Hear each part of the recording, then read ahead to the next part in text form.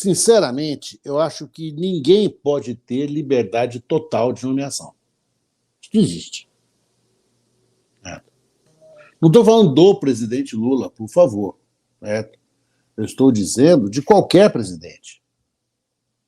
Né? O Supremo Tribunal Federal, principalmente o Supremo Tribunal Federal brasileiro, que tem características muito doidas, ao mesmo tempo que ele é a Suprema Corte, também ele é a Delegacia de Polícia.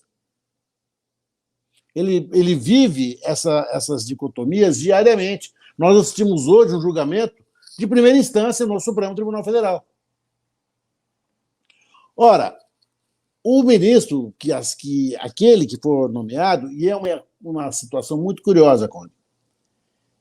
O Supremo Tribunal Federal é o único caso em que, antes de você ser nomeado ministro, você é um cidadão comum. Você é uma pessoa do povo. Nada te diferencia de ninguém.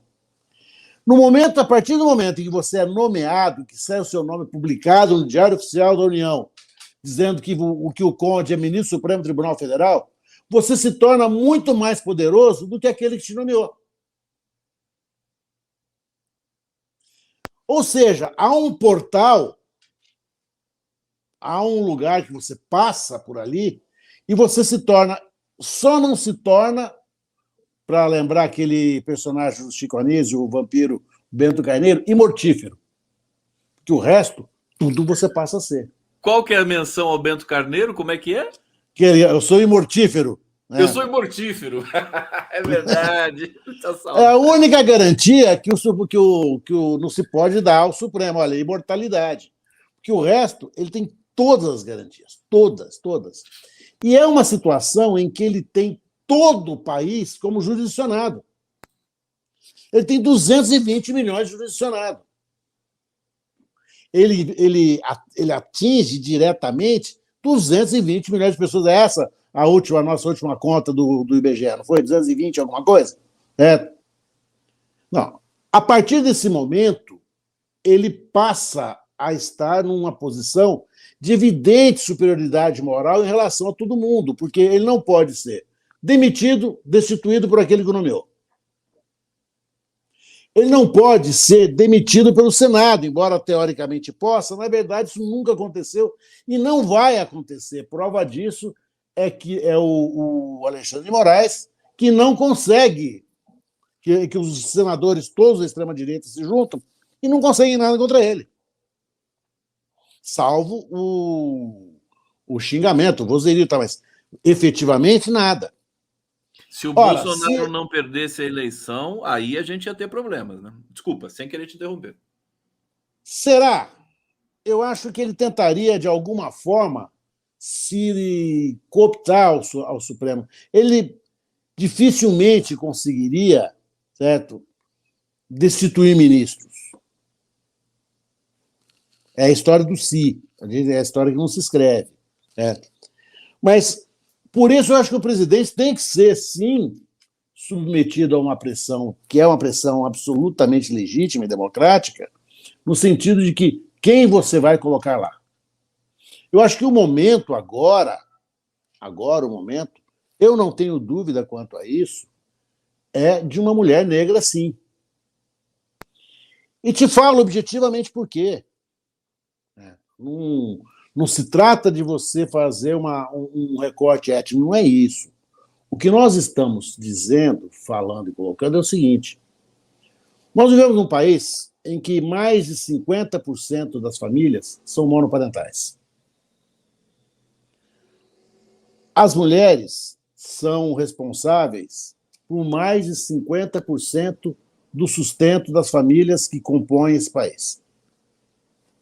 Desses 50%, há um nicho que é especialmente pisoteado historicamente, são as mulheres negras. Se nós nos lançarmos a uma expressão bem ao gosto das pessoas que trabalham com a emancipação dos direitos da pessoa negra, das ancestralidades, a gente pode substituir essa expressão pela expressão de saberes acumulados, historicamente acumulados, nós vamos concluir que o Supremo Tribunal Federal hoje, sempre composto por uma elite rural, por uma elite burguesa, precisa desesperadamente de alguém que tenha conhecido todas as formas de opressão na própria pele. Eu tenho dúvidas, meu querido Conde, eu tenho dúvidas se o ministro falaria em direito de conquista. Se tivesse que olhar nos olhos de uma mulher negra lá para ele. Eu tenho cá minhas dúvidas se eles diriam que R$100 não é bagatela, olhando para os olhos de uma mulher negra. As cadeias brasileiras têm cor, todos nós sabemos disso, e isso é um fato absolutamente, assim, é um lugar comum dizer isso. O que não é lugar comum dizer isso é lembrar que essas pessoas que estão lá dentro também vieram de famílias negras. Ora, a mulher negra suporta as prisões de seus filhos de uma forma que outras famílias não suportam. Quando se fala na presença, na necessidade de se colocar uma mulher negra no Supremo, não está apenas se tocando no aspecto étnico, mas muito, muito, muito mais no aspecto ideológico desse acúmulo de sofrimentos, opressões, violências, que essa parcela da população brasileira, mulheres negras, sofreu muito mais que qualquer outro. Esta soma de violências sofridas produz um saber acumulado. Nós não precisamos, no Supremo, e o notório saber jurídico é uma expressão absolutamente, eu vou falar assim, querido, vazia de significado, porque nós confundimos o saber jurídico com titulações acadêmicas, me perdoem os queridos amigos do Preô, né? No Preô tem pessoal que junta uma caiola de titulação acadêmica, são maravilhosos, são sábios, são espetaculares. Mas nós não podemos fazer essa sinonímia.